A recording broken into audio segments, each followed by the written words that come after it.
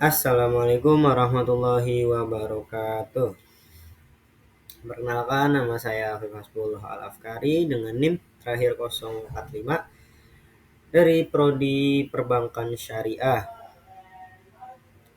Sebelumnya di sini saya akan mempresentasikan materi peradaban Islam masa dinasti Abbasiyah guna untuk memenuhi tugas UTS. Sebelumnya di sini akan menjelaskan tentang peradaban Islam pada masa dinasti Abbasiyah yang diajar oleh Bapak Mahfud Asy'ari SEMM. Yang pertama itu ada silsilah Bani Abbasiyah, bisa dilihat di sini ada silsilahnya. Terus dilanjut saja karena terlalu banyak silsilahnya. Asal mula dinasti Abbasiyah. Nama Abbasiyah itu dinisbatkan kepada Al-Abbas, paman Rasulullah SAW, yaitu Abu Abbas bin Abdul Muthalib. Dinasti Abbasiyah berkuasa selama 508 tahun, terdiri pada tahun 132 Hijriah atau 750 Masehi sampai 656 atau 1258 Masehi, dan diperintah oleh 37 khalifah. Dinasti Abbasiyah didirikan dengan menggulingkan kekuasaan dari Bani Umayyah, yang saat itu dipimpin oleh Khalifah Marwan II bin Muhammad. Puncak popularitas dinasti Abbasiyah berada pada zaman pemerintahan Khalifah Harun al-Rashid dan putranya Al-Ma'mun. Kekuasaan tertinggi pada pemerintahan Bani Abbasiyah itu diletakkan pada ulama, sehingga pemerintahannya merupakan sistem teokrasi. Dalam hal pengangkatan putra mahkota, Bani Abbasiyah itu meniru sistem yang dilaksanakan oleh Bani Umayyah, yakni menetapkan 2 orang putra sebagai pengganti pendahulunya. Ini ada para khalifah dari periode pertama, bisa dibaca. Ada Khalifah Abu Abbas, Khalifah Abu Ja'far, Khalifah Al-Mahdi, Khalifah Al-Hadi, Khalifah Harun al-Rashid, Khalifah Al-Amin, Khalifah Al-Maksum, Al-Ma'mun, Khalifah Al-Muqtasim, Khalifah Al-Wasik. Dan ada para khalifah di periode kedua. Itu ada Khalifah Al-Mutawakkil, Khalifah Al-Muntasir, Al-Musta'in, Khalifah Al-Muhtadi, Khalifah Al-Muqtamid, Khalifah Al-Muqtadir, Khalifah Al-Muqtafi, Khalifah Al-Muqtadir, Khalifah Al-Qahir, Khalifah Al-Radi, Khalifah Al-Muttaqi. Terus pada periode ketiga itu ada Khalifah Al-Mustaqfi, Khalifah Al-Muti, Khalifah Ta'i, Khalifah Qadir, dan Khalifah Al-Qaim. Dan periode keempat itu ada Khalifah Al-Muqtadi, Khalifah Al-Mustazir, Khalifah Al-Muqtasir, Khalifah Al-Rasyid, Khalifah Al-Muqtafi, dan lain-lain. Ini sisi politik yang ada pada periode pertama, yaitu para khalifah itu tetap dari turunan Arab Murni.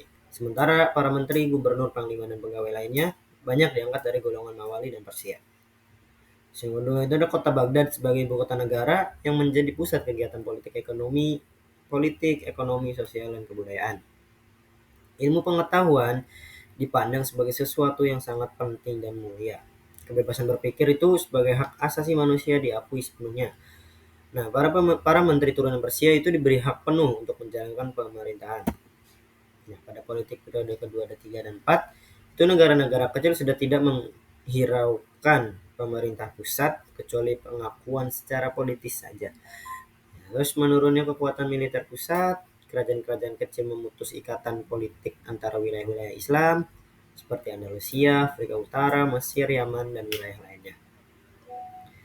Masing-masing kerajaan berlomba-lomba untuk mendirikan kota yang menyaingi Baghdad, karena pada saat itu Baghdad itu menjadi kota yang sangat maju karena banyak perpustakaan. Para khalifah berlomba-lomba memajukan ilmu pengetahuan. Nah, biro pemerintahannya itu pada dinasti Abbasiyah membentuk biro-biro pemerintahan baru. Yang pertama ada Amirul Umara, yang kedua Dewan Al-Zimani, yang ketiga ada Dewan Korespondensi, yang keempat ada Dewan Al-Akhas wa Syurtah, yang kelima ada Dewan Al-Barid, yang keenam ada Kiwan Qadli Quda. Terus sistem militernya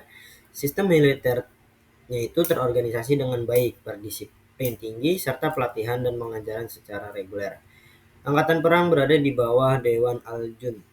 Pasukan pengawal khalifah atau Hams adalah salah satu-satunya pasukan tetap yang mengepalai sekelompok pasukan. Terus pasukan tetap bertugas aktif. Pasukan tetap yang bertugas aktif itu disebut murtazikah, sementara pasukan sukarelawan itu disebut mutatawiyah. Dan sektor perdagangan dan industrinya itu beberapa kota yang terkenal sebagai pusat industri itu yang pertama ada Basra. Basra itu sebagai kota penghasil sabun dan gelas. Yang kedua ada Kufa. Kufa itu terkenal sebagai kota penghasil sutra. Dan yang ketiga ada kota Damaskus, dikenal sebagai kota penghasil kemeja sutra. Nah, upaya apa yang dilakukan untuk memajukan perdagangan? Yaitu dibangun sumur dan tempat peristirahatan di jalan yang dilewati oleh khalifah dagang. Terus yang ada dibangun armada dagang dan dibangun armada untuk melindungi pantai negara dari bajak laut. Terus pada bidang pertanian, memperluas daerah-daerah pertanian di segenap wilayah negara, terus membangun bendungan-bendungan dan menggali kanal-kanal lama sehingga tak ada daerah pertanian yang tidak memiliki irigasi. Terus perkembangan ilmu-ilmunya itu di sini ada perkembangan ilmu tafsir. Tafsir yang termasyhur diantaranya ada tafsir Ibnu Jarir At-Tabari. Cara penafsirannya itu yang pertama ada tafsir bil maksur, yang kedua ada tafsir bil ra'i. Terus perkembangan ilmu hadis.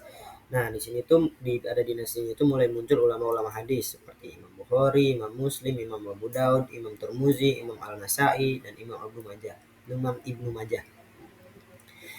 Pada bidang fikihnya itu ulama-ulama yang terkenal itu seperti para Imam Malik, Imam Syafi'i, Imam Hambali, dan Imam Ahmad. Terus pada perkembangan ilmu kalam ada tokoh Al-Asy'ariyah. Yang pertama Imam Abu Hasan Al-Asy'ari, yang kedua ada Imam Abu Mansur Al-Maturidi. Dari tokoh Mu'tazilahnya itu ada Wasil bin Atha, Abu Huzail Al-Laf, dan Al-Jubai. Terus perkembangan ilmu tasawuf.